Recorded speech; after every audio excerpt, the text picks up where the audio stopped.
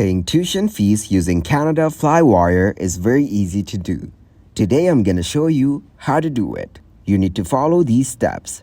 So, find your institution. Begin by accessing pay.flywire.com. Now enter the name of the institution you want to pay, or select them from the drop-down menu. If you do not see your institution listed, please access the payment page through a link sent to your most recent invoice or in your student account if you're paying an educational institution. Then enter your country and payment amount. Once you have selected the institution, enter the country that your payment is coming from and the amount you wish to pay. Click Next to continue.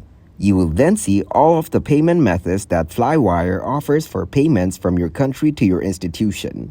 Also, select your payment method. Enter the payer's information. Now, enter the payment information. Review and confirm your information. For bank transfer payments, review your payment instructions and make your payment. For credit card payments, enter your card details. For online methods, log in with your credentials to the selected online methods. You will receive a link in your email that allows you to track your payment and access your payment instructions.